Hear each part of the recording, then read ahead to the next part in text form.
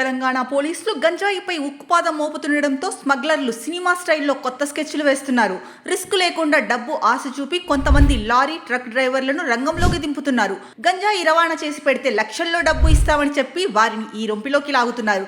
తాజాగా అలానే ఓ డ్రైవర్ పోలీసులకు చిక్కాడు. రాష్ట్రంలో మత్తు అన్న మాటే వినపడకూడదని అధికారంలోకి వచ్చిన వెంటనే సీఎం రేవంత్ రెడ్డి అధికారులకు స్పష్టమైన ఆదేశాలు జారీ చేశారు. పోలీసులు ఆ మేరకు చర్యలు చేపడుతూనే ఉన్నారు. రాష్ట్రంలో గంజాయి, ఇతర మత్తు పదార్థాల నిర్మూలన కోసం డ్రోన్స్ వినియోగంతో పాటు టెక్నాలజీ సాయం తీసుకుంటున్నారు.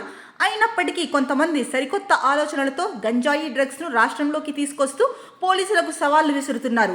ఏదో ఒక దొడ్డిదారిన మత్తును గట్టు దాటిస్తున్నారు. తాజాగా రంగారెడ్డి జిల్లాలోని అబ్దుల్లాపూర్ మెట్ పరిధిలో పెద్ద ఎత్తున గంజాయి పట్టుబడింది.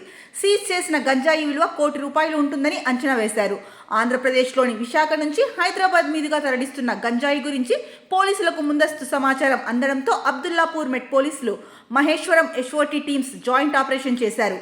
పక్కాగా యాక్షన్లోకి దిగి అక్రమంగా తరలిస్తున్న 300 కేజీల గంజాయిని స్వాధీనం చేసుకున్నారు.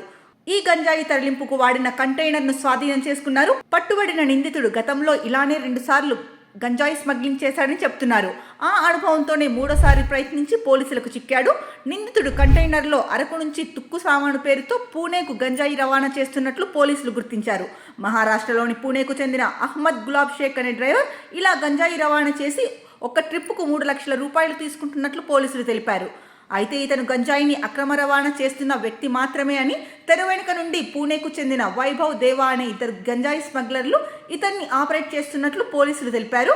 గులాబ్ షేక్ ఇచ్చిన సమాచారంతోనే వైభవ్ దేవాల కోసం ప్రత్యేక టీమ్స్ను రంగంలోకి దించారు.